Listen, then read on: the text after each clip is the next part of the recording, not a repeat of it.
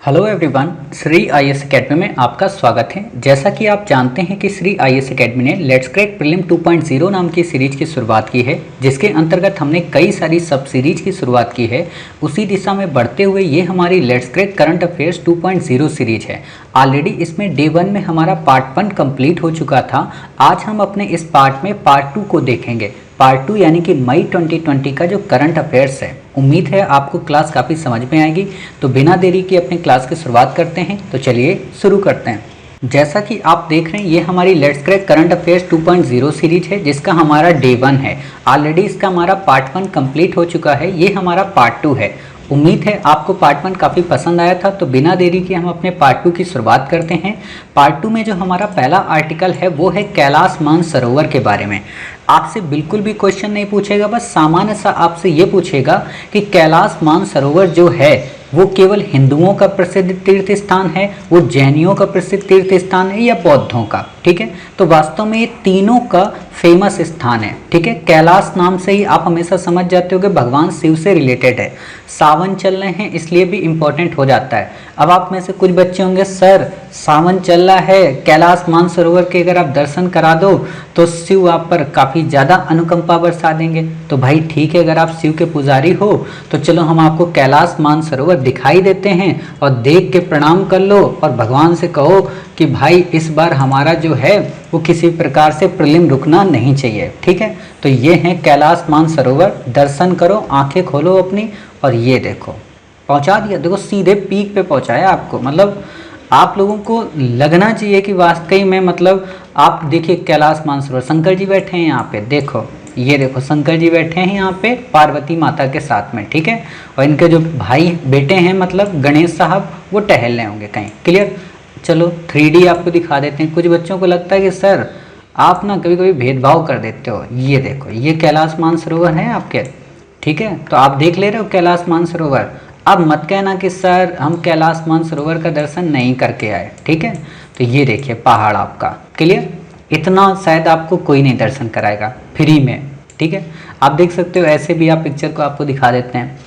तो ये जैसे आप देखिए कैलाश मानसरोवर की। ठीक है, इसको कहते हैं कैलाश मानसरोवर। तो वही पर्वत है जो मैंने आपको दिखाया, समझ गए। तो देखो आप देख सकते हो सबका प्रसिद्ध तीर्थ स्थान है। क्लियर, जब जाना कभी तो बताना, हमको भी ले चलना, थोड़ा घुमा लाना। ठीक है, चलिए इतनी बातें क्लियर हो गई।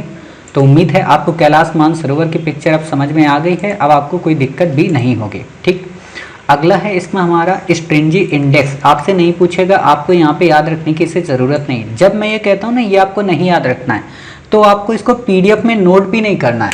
ठीक है ना, इसका मतलब ये कि इम्पोर्टेंट ही नहीं है। ठीक, फिर बात आती है मिनिस्ट्री इंजीनियरिंग सर्विस के बारे में। ये भी आपसे नहीं पूछेगा, आपको याद नहीं रखना है। बस आपको ये याद रखना है मिलिट्री इंजीनियरिंग सर्विस क्या होती है। ठीक है, तो आपको ये पता होना चाहिए क्या होती है। ये DB सेखटकर समिति ने इसे बताया है कि मिलिट्री जो हमारी सर्विस होती है, जो रक्षा सर्विस होती है, सेवा होती है, उसमें हम इंजीनियरिंग को काफ़ी ज़्यादा प्रमोट करें या इनोवेशन से रिलेटेड नए नए वेपन्स को उसमें शामिल करें। आपसे जो क्वेश्चन पूछेगा केवल यही पूछेगा कि हाल ही में चर्चा में रही सेखटकर समिति का संबंध किससे है, तो रक्षा सेवाओं से। बस इतना ही आप देख लेंगे, आप हर चीज़ को समझ जाएंगे। ठीक है, चीफ ऑफ डिफेंस ऑफिसर जो है ना, उसकी गठन वास्तव में इसी समिति की सिफारिश पे हुआ था। ठीक, अगला हमारा जो आर्टिकल है वो है प्रोजेक्ट कार्ड। आपसे पहले तो इसका नाम पता होना चाहिए, आप इसका आंसर समझ जाएंगे। ठीक है, क्या नाम है? Consortium for affordable and rapid diagnostic. नाम से ही समझ में आ गया कि ये मेडिकल की फील्ड से रिलेटेड कुछ होगा। तो आपको बस इतना याद रखना है, हाल ही में चर्चा में रहा प्रोजेक्ट कार्ड का संबंध निम्न में से किस क्षेत्र से है? जलवायु परिवर्तन से, स्वास्थ्य क्षेत्र से। ठीक है, तो आप बता देंगे स्वास्थ्य क्षेत्र से रिलेटेड है। नीति आयोग और डिपार्टमेंट बायोटेक्नोलॉजी का इनिशिएटिव है। आपसे ये नहीं पूछेगा। ठीक है, तो सिंपल सा आएगा तो आप बता देना क्या इसमें काम होगा। इसमें बस काम ये है कि बड़े स्केल पर टेस्टिंग किट बनाई जाए। टेस्टिंग किट का मतलब जैसे आपने अभी देखा होगा ना कि काफ़ी सारी टेस्टिंग किट आ रही हैं कोरोना से रिलेटेड, तो उसी चीज़ की यहाँ पे बात की गई है। फिर बात आती है AIIB की, मोस्ट इंपॉर्टेंट है। हालांकि क्वेश्चन पूछा जा चुका है, अब आपसे क्वेश्चन नहीं पूछेगा। अब आपसे जो क्वेश्चन पूछेगा वो मे भी हो सकता है AIIB व NDB के मत डिफरेंस को आ जाए। ठीक है, NDB का मतलब न्यू डेवलपमेंट बैंक, जो कि ब्रिक्स का है। तो इस पे आपसे क्वेश्चन आएगा, तो इसको हम आपको आगे जनवरी और फरवरी के करंट अफेयर्स में कंपैरिजन करते हुए कवर कराएंगे, ठीक है। बट यहाँ पे आप AIIB को एक बार फिर से देख लें, यूपीएससी क्वेश्चन पूछ चुकी, अब आपसे क्वेश्चन नहीं पूछेगी। क्या है? एक मल्टीलेटरल फाइनेंशियल इंस्टीट्यूशन है, मतलब काफ़ी सारी फील्ड में पैसा प्रोवाइड कराता है। दूसरा, एशिया पैसिफिक क्षेत्र के लोगों को लोन देता है, यानी कि जो प्रशांत महासागर और एशिया के जो देश हैं उनको लोन देता है। मतलब प्रशांत का क्या हुआ, जैसे कि आप ये हमारा प्यारा भारत देख रहे हैं, हमारा मतलब आपका भी, ये मत सोचा करो कि सर आपने पेटेंट करा रखा है क्या। तो ये जैसे हमारा प्यारा भारत है, ठीक है, तो ये जो रीजन होता है एशिया का, और यहाँ पे जो मिलता है पैसिफिक, ठीक है। और आपको पता है कि पूरी अर्थ राउंड करती है, तो पैसिफिक का मतलब यहाँ से भी होता है, हम यहाँ से भी अमेरिका जा सकते हैं, क्लियर, चाहे यहाँ से जाए चाहे वहाँ से, समझ गए। तो इस रीजन को कहते हैं एशिया पैसिफिक। तो यहाँ के लोगों को ये लोन प्रोवाइड कराता है, यहाँ के देशों को लोन प्रोवाइड कराता है, ठीक है। इंपॉर्टेंट जो फैक्ट है वो है इसका हेडक्वार्टर कहाँ पे, बीजिंग में। आप हमें कमेंट बॉक्स में बताना कि SCO का हेडक्वार्टर कहाँ पे, ठीक है। इसमें खास बात क्या है कि वर्ल्ड बैंक और ADB के मेंबर इसमें सदस्य हैं, एशियन डेवलपमेंट बैंक, ठीक है।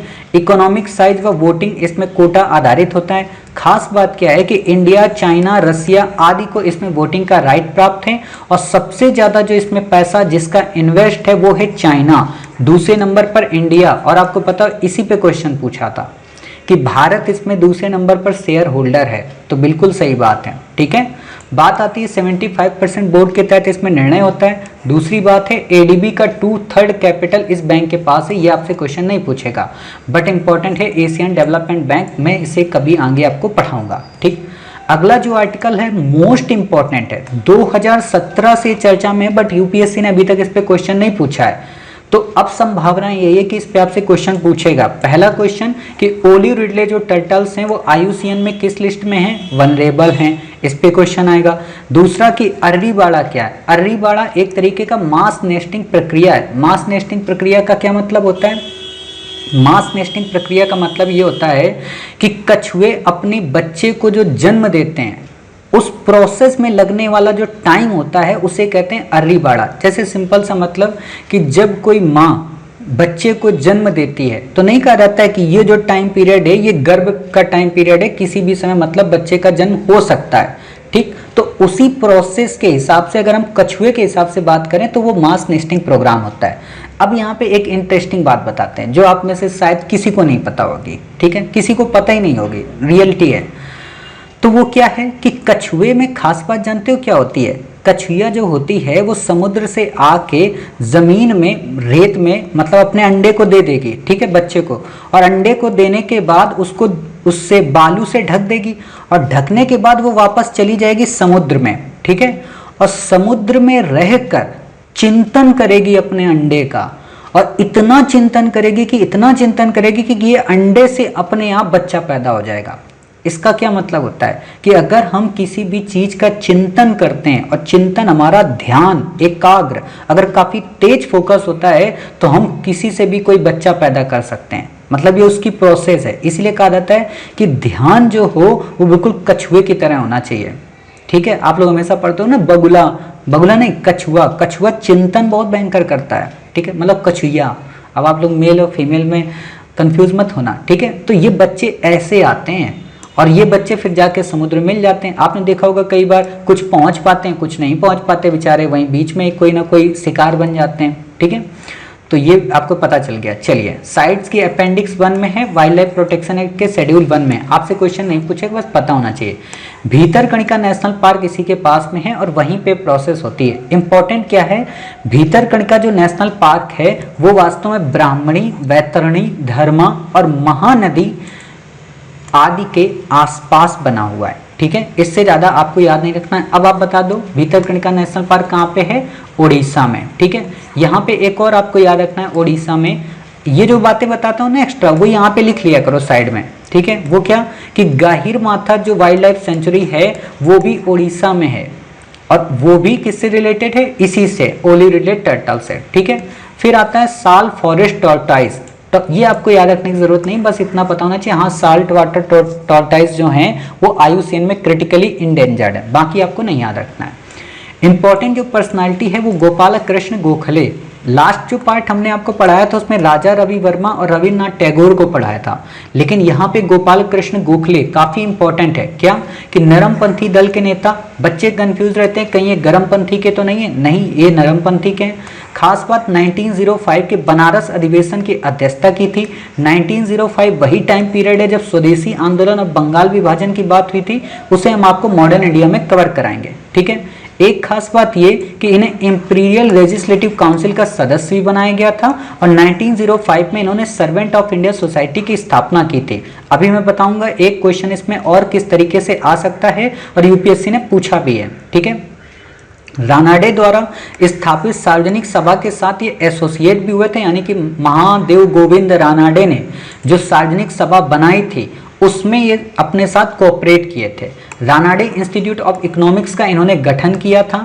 हितावत इनका एक साप्ताहिक अंग्रेजी पत्र था। जनप्रकाश भी इनका पत्र था और गांधी जी के राजनीतिक गुरु थे। इतने फैक्ट आपको याद हो गए। दक्कन एजुकेशन सोसाइटी में इन्हें सचिव का पद मिला था। अब यहाँ पे मैं बात बताता हूँ कैसे क्वेश्चन पूछेगा। ये महात्मा गांधी जी के राजनीतिक गुरु थे। इन्होंने हितावत नाम के पत्र की रचना की। इन्होंने रानाडे इंस्टीट्यूट ऑफ इकोनॉमिक्स का गठन किया। साथ ही ये सर्वेंट ऑफ इंडिया सोसाइटी के संस्थापक थे। हालांकि ये तो नहीं देगा, इससे तो आप तुरंत जान जाओगे। आपको सर्वेंट ऑफ सोसाइटी का न देकर दे देगा कि इन्होंने इंपीरियल लेजिस्लेटिव काउंसिल के सदस्य के रूप में भी अपनी भूमिका का निर्वहन किया। साथ ही ये नरमपंथी दल के नेता भी थे। निम्न में से कौन? गोपाल कृष्ण गोखले, लाला लाजपत राय, महादेव गोविंद रानाडे, दादा भाई नौरोजी। और आपको ज्यादा कंफ्यूजन किससे रहेगी? महादेव गोविंद रानाडे से, क्योंकि रानाडे इंस्टीट्यूट है। ठीक है, तो नहीं भाई साहब, गोपाल कृष्ण गोखले ये व्यक्तित्व तो हैं। ठीक है, ध्यान देना, गांधी के राजनीतिक ये कौन है? गुरु हैं। ठीक है, तो इतनी बातें समझ गए। चलिए, इतनी बातें जब क्लियर हो गई तो अब आगे देखते हैं यहाँ पे महाराणा प्रताप के बारे में। महाराणा प्रताप क्या है? ठीक है, हल्दी घाटी की लड़ाई लड़ी थी इन्होंने। ठीक है, 15 जून 1576 में मुगलों के साथ। अभी यहाँ पे मैं एक छोटा सा इंसिडेंट बताता हूँ। वो क्या इंसिडेंट? ये है कि अभी 3 से 4 दिन पहले विकिपीडिया पर सीफू जी भारद्वाज जी का आपने नाम सुना होगा। इंडिया के बेस्ट कमांडो ट्रेनर है। इंडिया के नहीं बल्कि वर्ल्ड में भी उनका नाम है। ठीक है, वो मतलब युवतियों को और युवकों को मतलब सिखाते हैं और मैं उनसे बहुत ज़्यादा इंस्पायर रहता हूँ क्योंकि उनके कुछ फीचर मुझे बड़े अच्छे लगते हैं। तो उन्होंने क्या किया कि विकिपीडिया पे उन्होंने सर्च किया कि पराजित का क्या मतलब होता है। ठीक है, डिफीट का। तो डिफीट को उसने हिंदी में दिया पराजित, और पराजित को ब्रैकेट में लिख के दिया कि जैसे महाराणा प्रताप को अकबर ने हराया था हल्दी घाटी के युद्ध में। ठीक है, तो ये बहुत बड़ा इशू बन गया और इसको लेकर उन्होंने सुप्रीम कोर्ट में अपील की। तो उसी अपील के बाद फिर विकिपीडिया ने उस लाइन को हटाया, उन्होंने दिखाया भी, इसलिए मुझे याद आया महाराणा प्रताप। हालांकि ये इसका उस घटना से कोई संबंध नहीं, बट आपको अब याद रहेगा कि हाँ, महाराणा प्रताप हल्दी घाटी के युद्ध से संबंधित हैं। 15 जून 1576 में जो कि हुई थी मुगलों के साथ में। अंबर के राजा मानसिंह द्वारा मुगलों का नेतृत्व किया गया था। ठीक है, आपसे क्वेश्चन नहीं पूछेगा। सैंपल रजिस्ट्रेशन सिस्टम क्या है? आपसे बिल्कुल भी क्वेश्चन नहीं पूछेगा कि सैंपल रजिस्ट्रेशन सिस्टम क्या है। आपको याद रखने की ज़रूरत नहीं है। यही तो फालतू की चीज़ें होती हैं जो हम लोग याद रखते हैं। इंपॉर्टेंट बस इसमें यही है कि रजिस्ट्रार जनरल ऑफ इंडिया क्या है, इसका गठन कब हुआ? तो इसका गठन 1961 में हुआ था। होम मिनिस्ट्री के द्वारा इसे रन कराया जाता है। इसके जो चेयरमैन होते हैं वो एक सिविल सर्वेंट होते हैं, मतलब आप ही की तरह एक IAS होता है। यहाँ पे क्वेश्चन दे देगा कि रजिस्ट्रार जनरल ऑफ इंडिया के जो चेयरपर्सन होते हैं होम मिनिस्टर होते हैं, गलत हो जाएगा। ठीक है, तो इतनी बातें समझ गए। चलिए, अगला आर्टिकल है हमारा स्मॉल पॉक्स। स्मॉल पॉक्स क्या होता है? एक तरह की इन्फेक्शन डिजीज होती है। 40 वर्ष पहले इसे वर्ल्ड से एलिमिनेट कर दिया गया था, तो अब है ही नहीं। ये एक व्यक्ति से दूसरे व्यक्ति में फैलता है। ठीक है, पॉक्स का मतलब चेचक। ठीक है, 2 वायरस इसके लिए उत्तरदायी होते हैं। WHO द्वारा इसे 1980 में पूरे वर्ल्ड से एलिमिनेट कर दिया गया था। क्लियर? बाकी आपको यहाँ पे याद नहीं रखना। पेंगोंग लेक। पेंगोंग लेक वास्तव में लद्दाख में है, यूटीज है एक तरीके की। और आपको मैं यहाँ पे बता देना चाहता हूँ कि इस समय पेंगोंग लेक पे हमारी टीम मेंबर यात्रा कर रहे हैं, बढ़िया घूम रहे हैं। ठीक है, हम आपकी उनको फोटो तो नहीं दिखा सकते, रीज़न यही है, सिक्योरिटी रीज़न है, नहीं तो हम आपको दिखा देते कि वो बड़ा खूबसूरत नज़ारा है भाई। और आप में से जो भी बच्चा प्रीलिम क्लियर कर लेना, प्रीलिम और UPSC आप लोग क्लियर कर लो, मेंस लिख लो, तो हम आपको फिर भारत दर्शन कराएंगे। ठीक है, हालांकि भारत दर्शन तो भारत सरकार खुद ही कराएगी आपको, बट श्री IAS अकेडमी भी आपको कराएगी। और आप बस प्रीलिम और मेंस लिख लें। इंटरव्यू आपका होता है नहीं होता है मेरी रिस्पॉन्सिबिलिटी है। ठीक है, हालांकि रिस्पॉन्सिबिलिटी तो पूरी मेरी है। तो आप लोग करो क्रॉस, फिर आपको घुमाते हैं, लेकिन मैं उसमें एब्सेंट रहूँगा, ध्यान रखना, मैं नहीं चलूँगा आपके साथ घूमने, ठीक है। पता नहीं आप लोग पेंगोंग लेक में ही मुझे फेंक दो बदला लेने के लिए कि सर पिछले 6 महीने से हमारा आप शोषण कर रहे थे, इसलिए अब आप पेंगोंग लेक में ही रहो, ठीक है।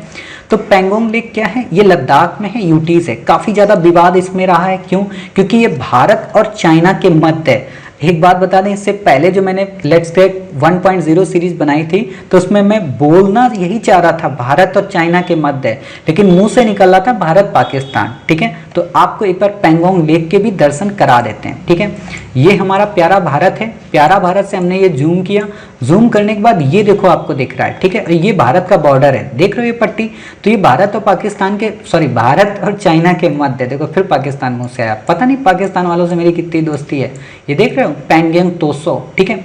अब यहाँ पे 2-3 बातें आपको बताएं कि ये जो पेंगोंग लेक है ना, यही तो विवाद का क्षेत्र है, ये 5 फिंगर का एरिया है, ठीक है। 5 फिंगर यहाँ पे है, 5, 8 फिंगर का मतलब क्या होता है यहाँ पे, फिंगर इंगर का मतलब बस यहाँ पे इतना है कि यहाँ पे जो पहाड़ियां है ना, ये जैसे आप पहाड़ी देख रहे हो 1, 2, 3, 4, 5, ठीक है। तो इन पहाड़ियों को कहते हैं फिंगर, चोटियों को। तो ये इसमें डिसाइड हुआ था कि इंडिया इतनी चोटियों तक इंडिया गश्त लगा सकता है, इंडिया की सेना गश्त लगा सकती है, और इतनी चोटियों तक किसकी, चाइना की सेना। तो चाइना ने क्या किया, चाइना तो आप जानते हो विस्तारवादी साम्राज्यवादी नीति, वो हमारी फिंगर तक आ गया, इसीलिए इसमें टसल हुई थी। लास्ट में आपने नाम सुनेंगे देप्सोंग प्लेन वगैरह, सब यहीं का रीजन है, बाकी उसको करंट में पढ़ाएंगे, लेकिन अभी बस आप इतना जान लो पेंगोंग लेक यहाँ पे है, ठीक है। खास बात रामसर साइट में शामिल है, ठीक है। इतनी बातें समझ गए। चलिए, और भी 2 झीलें हैं, बताइएगा जम्मू कश्मीर में कौन कौन सी हैं बताइएगा, ठीक है, कमेंट बॉक्स में। Nathu La and Jelep La pass and Nakula pass, तीनों सिक्किम में। आपको याद नहीं रखना है, सॉरी आपको याद रखना है, काफ़ी इंपॉर्टेंट है, नाथुला, जेल्पा और नाकुला, ठीक है। आपको एक बार नाथुला के दर्शन करा देते हैं। आप सोच रहे हो कि सर आज बड़े आप खुश हो, नाथुला के दर्शन क्यों करा रहे हो? बात ये नहीं है, खुश होने की बात थोड़ा ना है, बात यही होता है कि चलो ठीक है आप लोगों की पढ़ाई हो जा रही है, ठीक है। ये देखो नाथुला, ये देखिए सिक्किम है, ठीक है, यहाँ पे ये देख रहे हो, ये नाथुला पास इसको कहते हैं। ये देखो ये बना है, देखो हम आपको यहाँ तक पहुँच। पास का मतलब क्या होता है, दर्रा, दर्रा का मतलब क्या होता है, पहाड़ों के बीच का रास्ता। 2 पहाड़ की चोटियाँ हैं तो उनके बीच से हमने एक राजमार्ग बना दिया, ठीक है। ये देख रहे हो पहाड़ों के बीच में राजमार्ग बना हुआ है, ऐसा आपने कभी नहीं देखा होगा, समझ गए। तो यही चीज़ है, क्लियर। ऐसे आप देख लो बर्फबारी से पूरा ढका हुआ है, ठीक, तो वही चीज़ है, नाथुला लिखा है। चलिए कोई बात नहीं, यहाँ पे इतना आपका काम। अब आप जिंदगी में नहीं भूलोगे, देखो बचपन में अगर आपको कुतुब मीनार दिखा दी जाए ना, तो कभी क्वेश्चन ही नहीं गलत होगा। जैसे मेरी सिस्टर एक बार जब मैंने उसको दिल्ली बुलाया तो उस आई तो मुझसे पूछती है कि कुतुब मीनार इसी को कहते हैं? मैंने कहा हाँ यही कुतुब मीनार है। बोली मैंने तो क्लास 5 में आंसर लगा के आई थी कि आगरा में कुतुब मीनार है। मैंने कहा बहुत सही, तो वही बात है, उसको नहीं पता था। जब म्यूजियम ले गया तो बोली यही गांधी जी की वो है। मैंने कहा हाँ, कभी जिंदगी में गांधी जी को नहीं मानती थी। खैर कोई बात नहीं। कोविड एलिसा कवच आपसे नहीं पूछेगा, आपको याद करने की ज़रूरत नहीं है, क्लियर। फिर बात आती सोहराई खोवर चित्रकला, मोस्ट इंपॉर्टेंट है, याद रखना। झारखंड की ट्रेडिशनल मोरल आर्ट है, दीवार पर चित्र बनाई जाती है। झारखंड के बच्चे जितने देख रहे होंगे वो बड़े खुश हो गए होंगे आज कि बताओ मेरा नाम आ गया यहाँ पे। प्राउड, क्षेत्रवाद, इसी को बोलते हैं क्षेत्रवाद, कि जब हम अपने यहाँ की कोई चीज़ देखते हैं ना तो बड़ी खुशी मिलती है और देखना भी चाहिए। झारखंड की ट्रेडिशनल आर्ट है, इंपॉर्टेंट है। तेलाई रुमाल तेलंगाना की है, इसे भी जीआई टैग मिला हुआ है, ठीक है।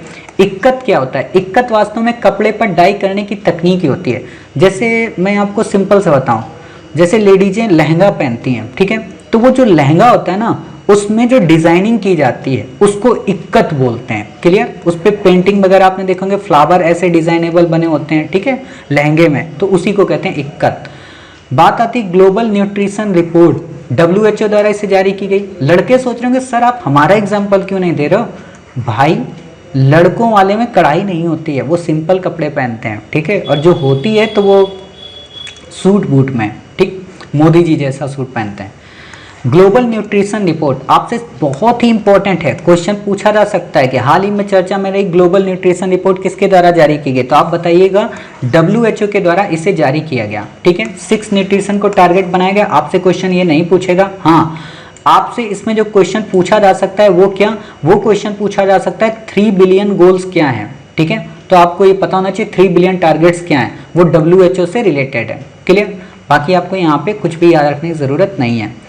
बात आती है यहाँ पे इटालियन हाइड्रो पावर प्रोजेक्ट, आपसे क्वेश्चन नहीं पूछेगा, बस इतना पता हो दिबांग रिवर पर है। इंपॉर्टेंट क्या है दिबांग रिवर, आप कमेंट बॉक्स में बताइए कि दिबांग रिवर किसकी ट्रिब्यूटरी है और साथ ही जिसकी ट्रिब्यूटरी है उसकी और कौन कौन सी ट्रिब्यूटरी हैं।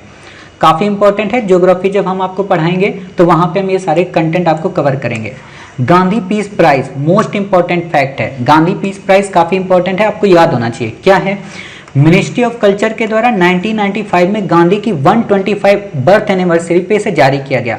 क्या फंसाएगा, आपको दे देगा कि गांधी पीस प्राइज का गठन गांधी जी के 150वीं जन्म शताब्दी पर यानी कि लास्ट ईयर किया गया, और आप में से अधिकांश को लगेगा यही है, तो गलत हो जाएगा। ठीक है, 1995 में 125 बर्थ एनिवर्सरी पर किया गया, किसी को भी दिया जा सकता है, ऐसा नहीं कि केवल इंडियन को, इंडिया के अलावा पूरे वर्ल्ड में कोई कहीं का है उसको ये प्राइज प्रोवाइड किया जा सकता है। ठीक है, इतनी बातें समझ गए। चलिए, इतनी बातें जब आप समझ गए, ये गांधी वाला कहाँ गया भाई, इतनी जल्दी गायब हो गया। यहाँ पे चैंपियंस पोर्टल, अच्छा हाँ ये गांधी जी, ठीक है। तो ये आप इतनी बातें समझ गए, इससे ज़्यादा आपसे यहाँ पे क्वेश्चन नहीं पूछेगा। फिर बात आती है क्या उद्देश्य क्या है ट्रांसफॉर्मेशन लाना सोसाइटी में। ठीक है, बाकी आपको नहीं याद रखना, करोड़ों में पैसा दिया जाता है, बस इतना पता हो, 1 करोड़ दिया जाता है लगभग, वो आपसे पूछेगा नहीं। चैंपियंस पोर्टल, हालांकि पोर्टल पे यूपीएससी नहीं पूछती है क्वेश्चन, बस उन्हीं क्वेश्चन को पूछती जो काफ़ी इंपॉर्टेंट होते हैं। जैसे शुरू में जब भारत सरकार आई थी तो उसने स्वयं पोर्टल लॉन्च किया था, जो एजुकेशन का फ्री पोर्टल है, तो उस पर यूपीएससी ने क्वेश्चन पूछ लिया था। तो मे भी हो सकता है चैंपियंस पोर्टल पे आपसे पूछ ले। क्या है, एमएसएमई द्वारा लॉन्च किया गया, यानी कि जो हमारी सूक्ष्म एवं लघु उद्योग हैं उनसे रिलेटेड है। आधुनिक तकनीक का यूज किया जाए एमएसएमई में रिफॉर्म लाने के लिए। ठीक है, बाकी आपसे क्वेश्चन नहीं पूछेगा। Global energy transition index most important है, आपको याद होना चाहिए। कई सारे बच्चे लगा के आएंगे कि sir global energy transition index को इंटरनेशनल एनर्जी एजेंसी के द्वारा जारी किया जाता है, गलत हो जाएगा। हमने उस दिन आपको पढ़ाया था वर्ल्ड एनर्जी आउटलुक, वो तो जारी किया जाता है इंटरनेशनल एनर्जी एजेंसी के द्वारा, but global energy transition index जारी किया जाता है वर्ल्ड इकोनॉमिक फोरम के द्वारा। तो मोस्ट इंपॉर्टेंट है, इसे याद कर लेना क्योंकि कंफ्यूज करा देगा आपको। क्लियर, पैरामीटर आपको नहीं याद रखने। कुछ बच्चों को लगता होगा सर पैरामीटर भी तो पूछता है, ये भी तो पूछता है कि किन किन मानकों का उपयोग किया गया। तो आपको बस एक बात पता हो, यूपीएससी का एक ट्रेंड है, क्या पहले वो सामान्य जानकारी पूछेगा पहले साल, 2 वर्ष की छुट्टी लेके फिर अगली बार उसमें डेप्थ में जाएगा, फिर और छुट्टी लेके 2 वर्ष फिर डेप्थ में जाएगा। तो अभी तक तो ये पूछा ही नहीं गया है, तो कहाँ से आपसे क्वेश्चन पूछेगा। जैसे ग्लोबल हंगर इंडेक्स पे पहले उसने सामान्य पूछा, फिर डेप्थ पे गया, फिर पैरामीटर पे गया, फिर पैरामीटर पे भी डेप्थ में गया, और फिर पूछा ही नहीं आप। तो वही चीज़ है, पहले आपसे इसमें सिंपल पूछेगा फिर डेप्थ में जाएगा। तो अभी तक सिंपल पूछा ही नहीं है तो पहले सिंपल ही पूछेगा। यही चीज़ें पता होनी चाहिए। ठीक है, फिर बात आती है टूर ऑफ ड्यूटी स्कीम, आपसे नहीं पूछेगा, आपको याद रखने की जरूरत नहीं है, पढ़ना ही नहीं है। देखो सिंपल सी बात है, अगर फुर्सत में आप हो तो हम आपको खूब सारी बातें पढ़ाएं, लेकिन ना तो आपके पास इतना टाइम है, खाम का वैसे भी इतना कीमती वक्त है, काम आपको परेशान करेंगे। क्लियर, चलिए बाकी यहाँ पे कुछ भी इंपॉर्टेंट नहीं है। वही 11 मई को हमने 3 न्यूक्लियर बॉम्ब का टेस्ट किया था, नेशनल टेक्नोलॉजी डे इसीलिए मनाते हैं, पोखरण आप लोग सुने होंगे। ठीक है, इतनी बातें। फिर बात आती है यहाँ पे इंपॉर्टेंट जो है वो क्या, CII का गठन। ठीक है, CII क्या है, CII का मतलब होता है कन्फेडरेशन ऑफ इंडियन इंडस्ट्री। ठीक है, इसे 1895 में गठन किया गया था, not for profit, not government है, ऑटोनोमस नहीं है, मतलब इसमें स्वयं से पैसा नहीं आता, इसे पैसा मिलता है अलग अलग इंडस्ट्री के द्वारा। ठीक है, लेकिन ये नॉट प्रॉफिट है, मतलब प्रॉफिट एंड लॉस पे चलती है। ठीक है, चलिए इससे ज़्यादा आपको नहीं याद रखना। बात आती है H2 एंजाइम, काफ़ी इंपॉर्टेंट है, आपको बस याद होना चाहिए क्या है, क्या काम करता है, वैसे आपसे पूछेगा नहीं। ठीक है, ये काम ये करता है, इसका नाम है एंटीजन कन्वर्टिंग एंजाइम 2। ठीक है, सेल के अंदरूनी हिस्से को बाहरी हिस्से से जोड़ता है। जैसे आपकी जो कोशिका है, मतलब आपके अगर शरीर में कोई घाव हो गया, कहीं पे आपका ब्लेड लग गया, कुछ कट गया, ठीक है, तो कटने के बाद कुछ समय के बाद आपने देखना उसकी ब्लीडिंग रुक जाती है, और जब ब्लीडिंग रुक जाती है तो क्या होता है कि उस घाव को भरा जाता है। तो कौन भरता है, वो यही एंजाइम। ठीक है, बस इसमें यही दिया कि कोविड-19 के लोगों के लिए काफ़ी मददगार है, बट आपको याद नहीं रखना है। Global forest resources assessment report काफ़ी इंपॉर्टेंट है, आपसे क्वेश्चन पूछेगा कि global forest resources assessment report 2020 किसके द्वारा जारी की जाती है। इसे FAO के द्वारा जारी की जाती है, food and agriculture organisation. Important fact एक और है, ये UN की बॉडी है। ठीक है, इससे ज़्यादा आपको यहाँ पे नहीं याद रखना है। फिर बात आती है, वही बात है, यूएन की बॉडी है, रोम इटली में हेडक्वार्टर है, 1945 में गठन हुआ, डेवलप एंड डेवलपिंग कंट्री शामिल है, प्रति 2 वर्ष में इसका एक सम्मेलन होता है। Y2K बग, Y2K बग आपसे क्वेश्चन तो नहीं पूछेगा, बस इतना पूछेगा हाल ही में चर्चा में रहा Y2K बग क्या है। वास्तव में ये कंप्यूटर से रिलेटेड एक प्रोग्रामिंग सुविधा है। जैसे सिंपल से अगर मैं ये बात बताना चाहूँ, आपने ये नाम तो सुना था ना, मैंने आपको पढ़ाया एजेंडा 21। इसका क्या मतलब था? इसका मतलब यही था कि 20वीं सदी चल रही थी, उसके बाद जब हम 21वीं सदी में आएंगे, यानी कि सन 2000 में आएंगे, तो हमारा एनवायरनमेंट के प्रति क्या नज़रिया होगा। ठीक है, उसी तरीके से Y2K बग है। जब कंप्यूटर का निर्माण शुरू हो चुका था, यानी कि 1982 के बाद से, ठीक, तो उसमें क्या हुआ, जितनी भी प्रोग्रामिंग बनाई गई थी वो केवल और केवल 1999 तक बनाई गई थी। यानी कि जो उसमें डिजिट का उपयोग किया गया था वो इतने अपडेट नहीं थे कि अगले 2000 जब शताब्दी शुरू हो तो उसमें टाइम टेबल में वर्क कर पाए। तो सन 2000 में कैसे कंप्यूटर काम करेंगे, तो उस समस्या को सॉल्व करने के लिए ये प्रोग्राम लॉन्च किया गया था। इसीलिए इसको नाम दिया गया Y2K। K का मतलब ये होता है 1000, आपने हमेशा देखो ना 1.5K व्यूअर्स वगैरह में, तो K का मतलब होता है 1000, 2 का मतलब 2, Y का मतलब ईयर, यानी कि सन 2000 में कंप्यूटर कैसे अपनी वर्किंग करेंगे उसी से रिलेटेड। आपको कुछ भी याद नहीं रखना है, बस एक लाइन इसमें लिख लेना, कंप्यूटर की समस्या से। Y2K बग का संबंध है कंप्यूटर की समस्या से, अपने आप आपको चीज़ें याद आ जाएंगी। समर्थ ई गवर्नेंस प्लेटफॉर्म, आपसे क्वेश्चन तो नहीं पूछेगा बट पता होना चाहिए समर्थ का मतलब क्या है। HRD मिनिस्ट्री के द्वारा जारी किया गया, हालांकि अब HRD मिनिस्ट्री नहीं है, आपको पता है अब क्या मिनिस्ट्री है, एजुकेशन मिनिस्ट्री। जहां आपको HRD मिनिस्ट्री दिखे वहां पे आप एजुकेशन मिनिस्ट्री कर लेना, ठीक है, बल्कि हम तो बताते ही रहेंगे बट फिर भी पता होना चाहिए। ठीक, ये क्या काम करेगा, NIT कुरुक्षेत्र की फैसिलिटीज स्टूडेंट स्टाफ को प्रोवाइड करेगा, नेशनल मिशन एजुकेशन को प्रमोट करेगा। ये सेंट्रली स्पॉन्सर्ड स्कीम है। सेंट्रली स्पॉन्सर्ड और सेंट्रली सेक्टर का क्या मतलब है, मैंने आपको ऑलरेडी बता रखा है। स्पॉन्सर्ड का मतलब ये होता है केंद्र और राज्य दोनों का उसमें पैसा लगा होगा। सेंट्रल सेक्टर का मतलब क्या होता है, केवल केंद्र का पैसा लगा होगा। ठीक है, 2009 में जारी की गई, आपसे पूछेगा नहीं।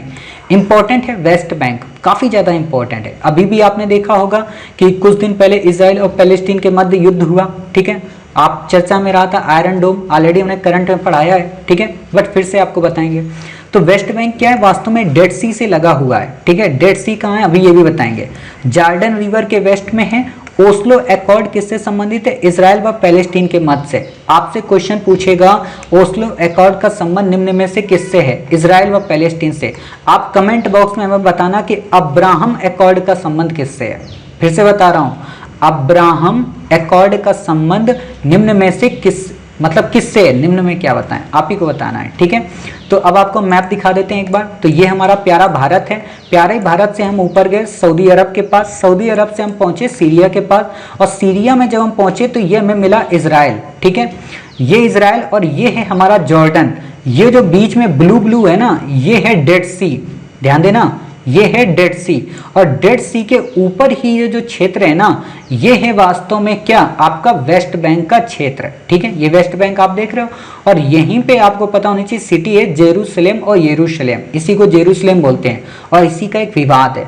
आप में से जिन बच्चों ने इजराइल पैलेस्टीन विवाद का मेरा वीडियो ना देखा हो, वो यूट्यूब की प्लेलिस्ट में जाकर देख सकते हैं, काफ़ी डेप्थ में स्टोरी बताई, बट अभी आपको पढ़ना नहीं है, समझना नहीं है उस चीज़ को। ठीक है, अभी आप प्रीलिम पे ध्यान दो, लेकिन जो बच्चे मेंस देना चाहते हैं वो इजराइल और पैलेस्टीन का पूरा कॉन्सेप्ट अगर समझना चाहते हैं, इजराइल ये नाम क्यों पड़ा, इजराइल कौन था, ठीक है, किसका नाम था, किसका बेटा था, और इसका इस्लाम से, यहूदी से और ईसाइयत से क्या संबंध है, सब बताया है। तो डेड सी आप देख रहे हैं। आपसे क्वेश्चन क्या पूछेगा, आपसे क्वेश्चन ये पूछेगा डेड सी किन देशों के मध्य है, तो आपको पता होना चाहिए। ठीक है, किसके मध्य है, जॉर्डन और आपका इजराइल। ठीक है, इससे ज़्यादा आपको यहाँ पे कुछ याद रखने की ज़रूरत नहीं है। आपको यहाँ पे एक क्वेश्चन ये भी पूछ लेगा कि डेड सी से क्या सीरिया की सीमा लगती है, क्या इराक की सीमा लगती है, तो आप बता देना नहीं साहब, इनकी सीमाएं नहीं लगती हैं। कमेंट बॉक्स में आप हमें बताइए कि क्या इजराइल की सीमा लाल सागर से लगती है। ठीक है, कमेंट बॉक्स में बताइएगा। क्लियर, तो इतनी सारी लोकेशन समझ गए, और ये हमारा क्या है, मेडिटेरियन सी। ठीक है, इससे ज़्यादा आपसे क्वेश्चन पूछेगा नहीं। ठीक, लोकेशन यहाँ पे 2-3 और देख लो आप, जैसे लेबनान, ठीक है, ये लेबनान है। लेबनान की सीमा किससे लगती है? लेबनान की सीमा भूमध्य सागर से लगती है। लेबनान के बगल में ये है सीरिया, सीरिया की सीमा भी इससे लगती है, लेकिन जॉर्डन की सीमा भूमध्य सागर से नहीं लगती है। अब आप बैक ईयर के ज्योग्राफी के क्वेश्चन उठाना, 3 क्वेश्चन यूपीएससी ने लगातार यही पूछा है, भूमध्य सागर से निम्न में से किसकी सीमा लगती है। और अगर आपको केवल यही पता है कि जॉर्डन की सीमा भूमध्य सागर से नहीं लगती है, तो आप तीनों बार वो ऑप्शन सही कर लेंगे। हालांकि अब तो आप 100% सही कर लेंगे, क्योंकि इतना जूमिंग मैप आपको कोई नहीं दिखा सकता, ठीक है। बार बार आप कहते हो सर इतने डंके की चोट पे क्यों तारीफ करते हो, कोई नहीं दिखा सकता, कोई नहीं दिखा सकता। किसी ने दिखाया है? नहीं दिखाया है, ठीक है। चलिए आगे आता है डियारम भाषा डैम, आपसे बिल्कुल भी क्वेश्चन नहीं पूछेगा। एससीओ 2001 में गठन हुआ था, वर्तमान में 8 मेंबर हैं। रैड्स इसका एक मैकेनिज्म है जो किससे, आतंकवाद से रिलेटेड है, आतंकवादी समस्याओं से डील करता है, ठीक है। अस्ताना समिट है, 2017 में भारत और पाकिस्तान इसमें शामिल हुए थे। 8 इसमें टोटल देश हैं। इसका हेडक्वार्टर कहाँ है नहीं बताएंगे, कमेंट बॉक्स में आपको बताना था, मुझे याद आया, कमेंट बॉक्स में बताना था, ठीक है। अच्छा एक कमेंट बॉक्स में बता देना कि एससीओ में कौन सा मध्य एशिया का कंट्री शामिल नहीं है। कजाकिस्तान, किर्गिस्तान, तुर्कमेनिस्तान, उज्बेकिस्तान, ठीक है, और क्या था, किर्गिस्तान, ठीक है। किर्गिस, कजाकिस, उज्बेकिस, तजाकिस, ठीक है। इसमें बताना कौन सा नहीं है। फिर आती Toda embroidery of the Nilgiri, आपसे क्वेश्चन नहीं पूछेगा, इंपॉर्टेंट बस ये कि टोडा क्या है, ठीक है। तो टोडा एक जनजाति है, कहाँ की, नीलगिरी यानी तमिलनाडु की। ये क्या है, ये लोग कढ़ाई करते हैं, किस पे, कपड़े में, साल में। तो इंपॉर्टेंट यही है कि पुटुकुली साल कहाँ का है, तमिलनाडु का, ठीक है। इसे पोहर कहा जाता है, बाकी आपको नहीं याद रखना है। मिशन सागर किससे रिलेटेड है, हिंद महासागर के आइलैंड कंट्री को मदद पहुंचाने से। कोविड-19 के समय आपने देखा होगा, हमने सेशल्स में पहुंचाई थी, हमने मॉरिशस में पहुंचाई थी, मालदीव में पहुंचाई थी, ठीक है। फिर बात आती है स्पिरुलिना ग्राउंड नट चिक्की, आपको इससे पहले भी मैंने एक चिक्की पढ़ाई थी, ठीक है। चिक्की का मतलब वही पट्टी, वही गुड़ वाली। फिर से आप लोगों की जीभ से लार टपकने लगी, कोई बात नहीं, होता है, मीठी चीजें देख के तो सबकी लार टपकती है, मेरी भी टपकती है, ठीक है। तो चिक्की, पट्टी, इसमें खास बात क्या है, इसमें वही खास बात है कि इसको साइनोबैक्टीरिया से बनाया गया है, जो कि इम्यून सिस्टम को काफी स्ट्रॉन्ग करेगा और काफी हेल्दी होता है, ठीक है। मतलब काफी ज्यादा इसमें न्यूट्रिएंट होता है, आपसे क्वेश्चन नहीं पूछेगा। खास बात क्या है, रिवर नाइल, रिवर नाइल या कहें रिवर नील, ठीक है, नील नदी के बारे में इंपॉर्टेंट है, आपसे क्वेश्चन पूछ सकता है। वो वाली नहीं, अफ्रीका वाली, इंडिया वाली। केरल की ये दूसरी सबसे लार्जेस्ट रिवर है, ठीक है, पेरियार के बाद। भरतभुजा नाम से इसको जाना जाता है, क्लियर, बाकी आपको याद नहीं रखना है। अटल पेंशन योजना काफी इंपॉर्टेंट है, यूपीएससी ने इस पे क्वेश्चन पूछ लिया है। और क्वेश्चन कहाँ घुमाया था, इस वाली लाइन पे। 18 से 40 वर्ष की उम्र के लोगों का है, ना कि 18 से 65 वर्ष के लोगों का। कोई भी भारतीय से ज्वाइन कर सकता है, प्रति माह पैसे कंट्रीब्यूट करने पड़ते हैं। 60 वर्ष के बाद उसको उसी अनुपात में पैसा मिलता है। पैसा नॉमिनेटेड को भी मिल सकता है, जिसको वो नामित करके जाता है मरने के बाद। ऐसा नहीं कि पैसा डूब जाए, पैसा नहीं डूबता है, ठीक है। क्वानिन नोंगलो ड्यू क्या है, आपसे बिल्कुल नहीं पूछेगा, याद ही नहीं रखना है। डिफेंस टेस्टिंग इंफ्रास्ट्रक्चर स्कीम क्या है, आपसे बिल्कुल नहीं याद रखना है। घड़ियाल मोस्ट इंपॉर्टेंट, ये आपको मैं बता दूं, घड़ियाल इन सब पे क्वेश्चन आएगा। साल्ट वाटर क्रोकोडाइल, इन पे भी क्वेश्चन आएगा, ठीक है। तो आपको बस ये पता होना चाहिए घड़ियाल क्या है। IUCN में क्रिटिकली इंडेंजर्ड है, ताजे पानी में मिलते हैं, केवल भारत व नेपाल में। खास बात यही है, आपको याद रखना चाहिए। आपको क्वेश्चन दे देगा कि भारत पूरे इंडियन सब कॉन्टिनेंट में मिलते हैं, गलत हो जाएगा। केवल भारत और नेपाल में घड़ियाल मिलते हैं, ठीक है। शेड्यूल 1 में है, वाइल्ड लाइफ अपेंडिक्स साइट्स 1 में, ठीक है। आपने बहुत सारे नाम सुनेंगे, क्रोकोडाइल वगैरह, साल्ट वाटर क्रोकोडाइल, उसी से रिलेटेड।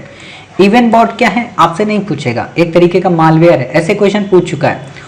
सुपर अर्थ मोस्ट इंपॉर्टेंट फैक्ट है ज्योग्राफी की दृष्टि से, आपसे क्वेश्चन पूछेगा कि सुपर अर्थ क्या होता है और उसकी कंडीशन क्या होती है। तो एक बात बता दें, सुपर अर्थ का संबंध किसी भी हैबिटेबल कंडीशन से लेना देना नहीं है, मतलब इसका संबंध केवल मास से लेना देना है। दोनों का क्या मतलब हुआ, हैबिटेबल कंडीशन का मतलब ये होता है कि जरूरी नहीं है कि जैसे अर्थ में जीवन हम लोग जीवित रहकर यापित कर पाते हैं, मतलब हम यहाँ पे ऑक्सीजन की उपस्थिति, यहाँ पे जल की उपलब्धता है, इससे उसका कोई संबंध नहीं है।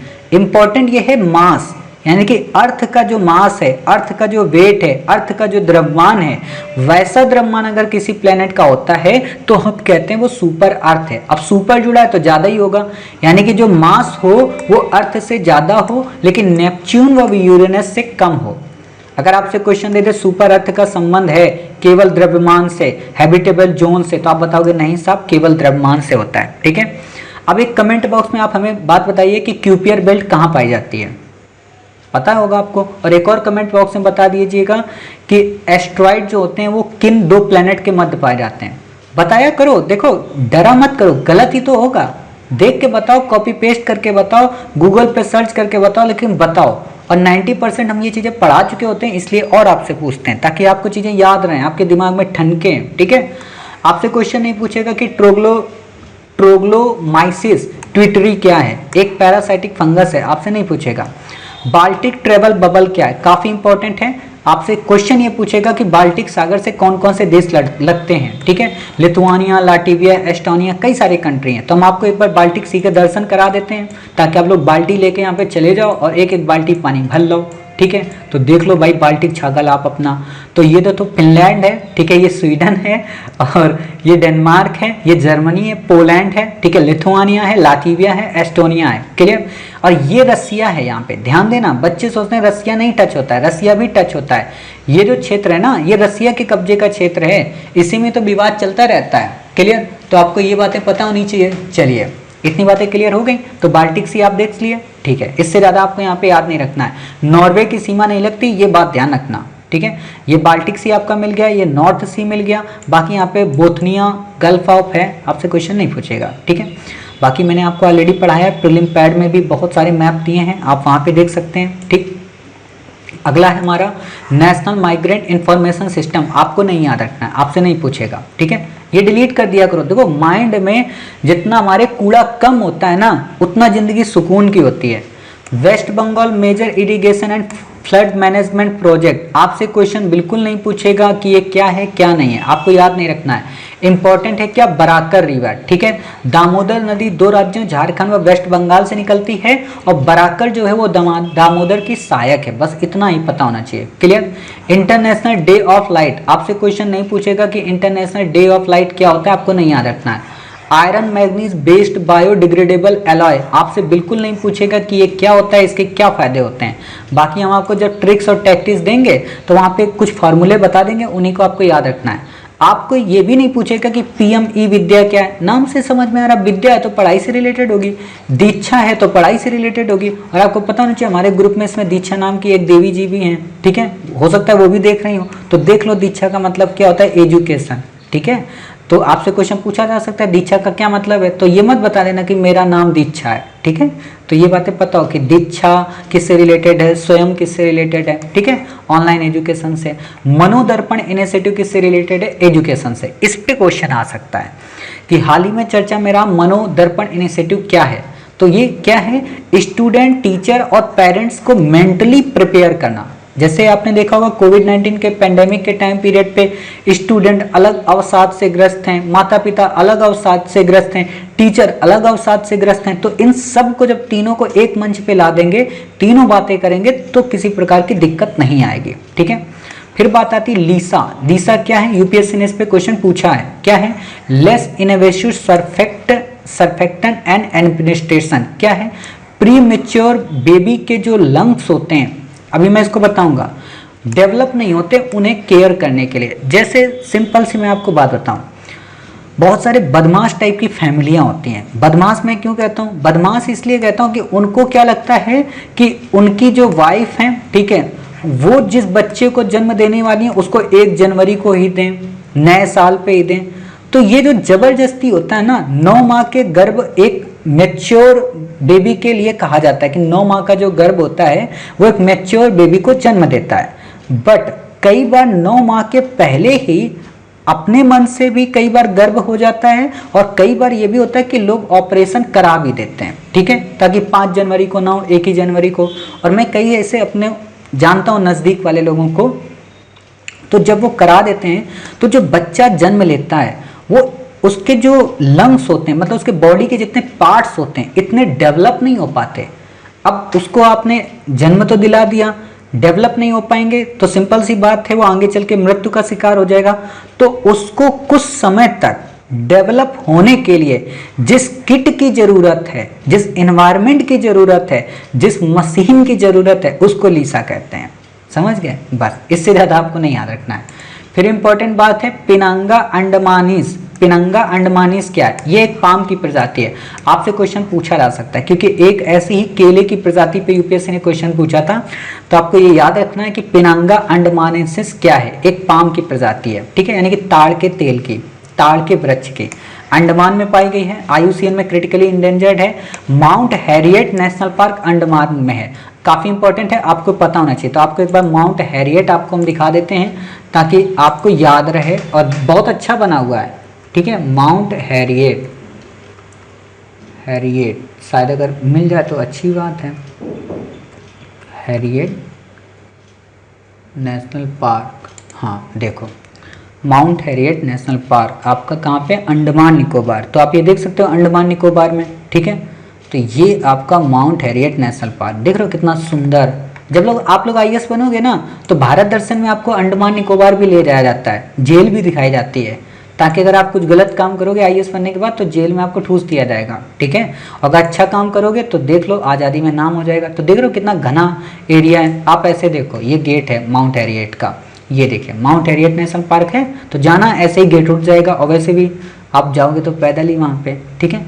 तो ये देख लिए, अब आप कभी नहीं भूलोगे। देखो यही चीज़ें होती है, जब हमारे मन में कोई पिक्चर क्रिएट हो जाती है ना तो नहीं भूलते हैं। कोई आपकी बेइज्जती करे वो सीन आप जिंदगी में कभी नहीं भूलोगे, ठीक है। चलिए लास्ट आता है हैंको। हैंको क्या? एक तरीके की पर्सनल स्टाम्प है। स्टाम्प का मतलब मोहर। आपने देखा होगा ना, जो तहसीलदार के लोग एक मोहर लगाते हैं, प्रिंसिपल एक मोहर ठोकते थे कि हाँ ये बच्चा पास हो गया, तो उसे ही कहते हैं हैंको, ठीक है। लास्ट यहाँ पे आता है सोशल प्रोटेक्शन रिस्पॉन्स प्रोग्राम। आपसे क्वेश्चन नहीं पूछेगा बट पता होना चाहिए कि मंत्रालय फाइनेंस के अंतर्गत आता है। गरीब लोगों को सोशल असिस्टेंस देने की बात होती है। 2 फेज में ये काम करेगा। पहले में प्रधानमंत्री गरीब कल्याण योजना, इंपॉर्टेंट है, प्रधानमंत्री गरीब कल्याण योजना चर्चा में आएगी, हम आपको बताएंगे, ठीक है। अभी बट यहाँ पे इतना पढ़ने की जरूरत है। उम्मीद है आपको ये पार्ट 2 समझ में आया होगा। अब हमारा इसमें केवल एक लास्ट पार्ट रह गया है, लास्ट पार्ट यानी कि पार्ट 3। उसको जब हम कंप्लीट कर लेंगे तो मई का हमारा पूरा का पूरा करंट अफेयर्स कवर हो जाएगा, और फिर इसके बाद जून के करंट अफेयर्स को हम इसी तरह पार्ट 1, पार्ट 2, पार्ट 3 में कवर करेंगे। उम्मीद है जितना मैंने पढ़ाया इससे ज़्यादा कभी नहीं आएगा। उम्मीद ही नहीं बल्कि भरोसा है, पूरा विश्वास भी है, और ना ही आपको इससे ज़्यादा पढ़ना है, ठीक है। जितना पढ़ा दे रहा हूँ इतना ही पढ़िए। किसी भी दुनिया की कोई करंट अफेयर्स की मैगजीन नहीं पढ़नी है। अगर एक भी क्वेश्चन बाहर आया और आपसे सॉल्व नहीं हुआ तो मेरी रिस्पॉन्सिबिलिटी, ठीक है। तो उम्मीद है आप समझ गए। मिलते हैं नेक्स्ट पार्ट में, तब तक अपना ख्याल रखिए, स्वस्थ रहिए, कोविड-19 के पेंडेमिक से अपना और अपनी फैमिली का बचाव करिए।